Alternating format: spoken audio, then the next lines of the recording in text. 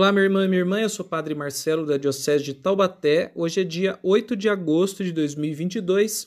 Vamos lembrar o que ouvimos ontem na missa, 19º domingo do tempo comum. O Evangelho nos conta 3 parábolas da vigilância.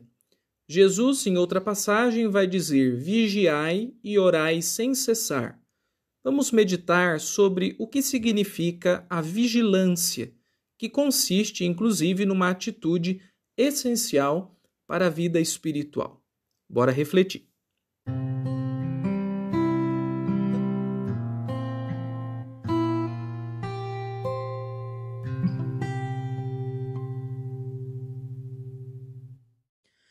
Vou dividir a minha reflexão em 3 partes para que a gente pense o que é a vigilância, como manter-se vigilante e qual é a atitude irmã ou vizinha da vigilância espiritual.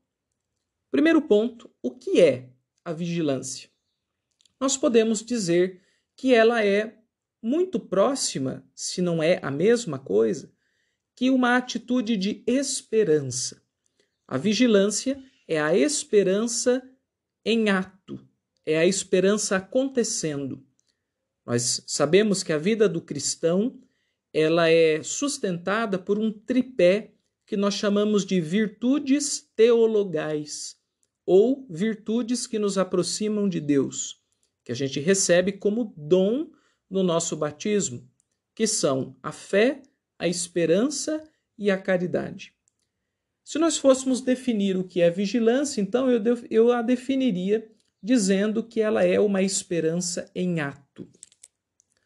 Quando nós procuramos a palavra vigilância no dicionário, nós encontramos que vigiar tem 2 grandes sentidos gerais. O primeiro sentido, a vigilância é o contrário do sono. Estado de vigília é o avesso do estado da sonolência. E, por um outro lado, vigilância representa uma atitude de guarda, daquele guarda que está numa torre de vigia, ou a gente diria de vigília, observando o que se passa dentro e fora do lugar que ele vigia, para que dentro tudo aconteça na paz e para que de fora não venha nenhum tipo de problema. É uma espécie de investigação a tempo constante. Então você fica observando as coisas, os sinais, as pessoas que transitam, que vêm e que vão, e tenta interpretar esses sinais, investigando-os para ver se tudo corre bem. Isso é uma atitude de vigilância. Ora, pela esperança cristã, nós nos mantemos com os olhos despertos, olhando para o futuro em perspectiva, aguardando o agir de Deus, a presença e o agir de Deus. Vamos observando como um vigia os sinais que se vão passando no nosso cotidiano e nos nossos arredores, para notar onde Deus está, o que Ele está fazendo e para onde Ele nos leva. Nós precisamos despertar a nossa vida interior. Nós precisamos estar mais acordados.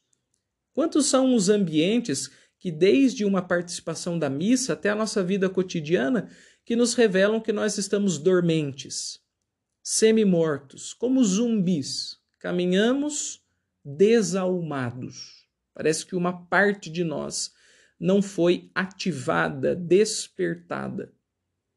Então a esperança, ela precisa ser despertada em nós, com certeza.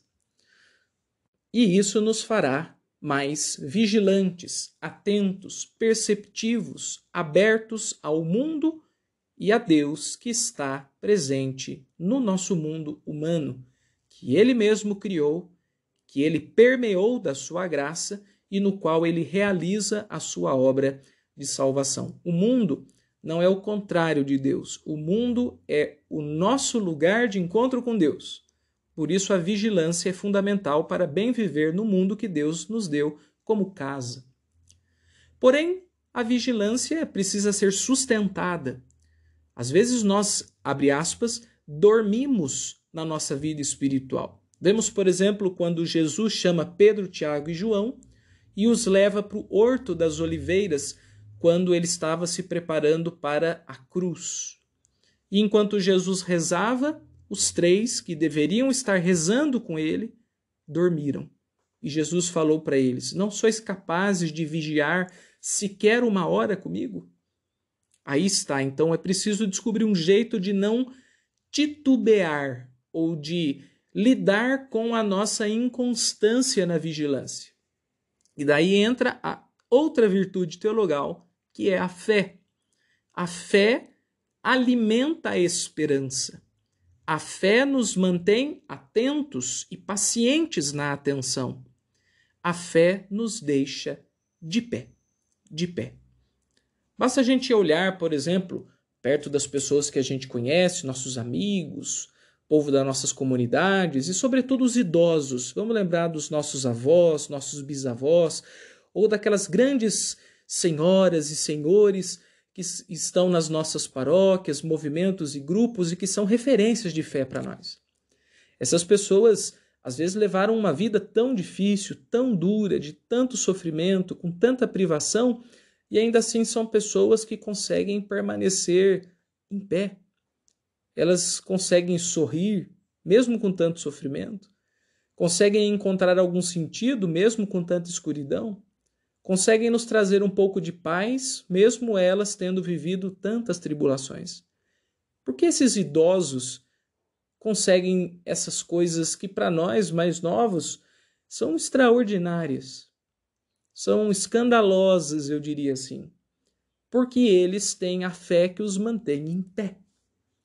Nós às vezes temos a esperança, mas não temos a fé. Nós aguardamos, nós queremos, nós ansiamos, mas nós logo esmorecemos. Parece que a gente não tem combustível para continuar a caminhada. E a fé é o nosso combustível. A fé é o nosso combustível. Os padres antigos contam que nos seminários, aqueles grandes seminários da década de 30, 40, os seminaristas moravam em grandes pavilhões de camas, como se fosse um exército. E geralmente pela manhã, o inspetor de alunos, que era chamado de mestre de disciplina, passava acordando os alunos, não havia um despertador, e ele ia dizendo assim: louvado seja o Senhor Jesus Cristo. E os alunos iam acordando, os seminaristas, e diziam: a quem eu entrego o meu coração. Louvado seja o Senhor Jesus Cristo, a quem eu entrego o meu coração. Qual que é a ideia? É de logo pela manhã você se firmar na fé, colocar sua vida em Deus, renovar a sua confiança nele. A ele eu entrego o meu coração.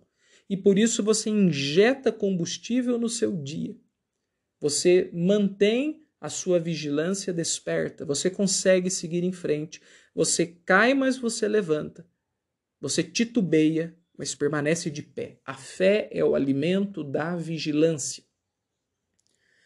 E há uma outra coisa que precisa ser feita aí também. A fé alimenta o estar em pé e o estar atento. Mas Deus nos confiou pessoas para que a gente cuidasse delas. E aí vem. A vigilância é sempre amiga, vizinha da caridade. A terceira parábola que Jesus conta no evangelho de ontem é essa de um patrão que confia ao empregado a administração dos seus bens e dos seus outros funcionários. E Jesus diz: feliz do empregado que, quando o patrão chegar, estará fazendo o seu papel, administrando bem as coisas e dando de comer aos outros funcionários. Infeliz é aquele que, dizendo: o meu patrão vai demorar a voltar, tratar mal seus irmãos e beber e comer e fanfarronear na ausência do seu senhor. Então aqui a imagem forte é a imagem do cuidado. Enquanto o Senhor não está conosco e nós vivemos de esperança e de fé, é preciso que a gente faça também o nosso papel de caridade. Amar o próximo é uma dimensão da nossa vida religiosa. Muitas pessoas têm procurado as igrejas e religiões para encontrar alívio, para encontrar suporte, para encontrar força. E foi o que a gente falou agora, fé e esperança. E isso faz parte. Mas uma vez que você encontra fé e esperança e você está caminhando nelas, você não pode esquecer de outras pessoas também. A gente não pode. porque a gente pode ser o combustível de fé na vida dos outros. Como tanta gente já foi combustível para a nossa fé. E a gente pode levar esperança na desesperança dos outros, como tanta gente já fez quando a gente também não estava bem. Então, junto com a vigilância, é preciso praticar o bem. Enquanto esperamos o Senhor até que Ele venha, como nós dizemos na missa, depois que o padre consagra o pão e o vinho, eis o mistério da fé. Nós respondemos, anunciamos, Senhor, a vossa morte e proclamamos a vossa ressurreição. Vinde, Senhor Jesus, vinde. A gente pede que Ele venha e nós aguardamos. E um dia Deus virá, uma segunda vez. A primeira vez Ele veio encarnado no ventre de Nossa Senhora, mas Ele virá uma segunda vez para restaurar todas as coisas e completar a obra da criação. Por isso pedimos, vem, Senhor. Só que até que Ele venha, somos responsáveis por administrar os bens do nosso Senhor. Cuidar do mundo, cuidar das pessoas, fazer o bem, praticar a justiça, viver na virtude, buscar a santidade, ajudar as pessoas, socorrer os necessitados. São muitas as boas obras e são tão poucos os operários. Trabalho tem para todo mundo. A gente só precisa descobrir o que a gente pode fazer mais e melhor.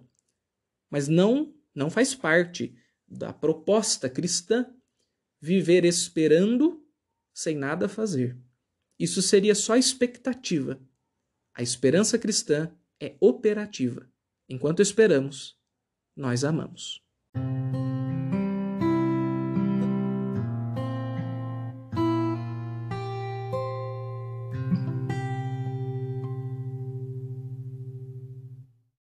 Nós estamos começando mais uma semana e, como exercício espiritual para nós, eu proponho que nós procuremos renovar a nossa fé, nossa esperança e a nossa caridade. Em livros mais antigos de devoção, livros de oração, a gente encontrava algumas orações, às vezes bem curtinhas, uma frase, que eram chamados de atos. Ato de esperança, ato de fé, ato de caridade.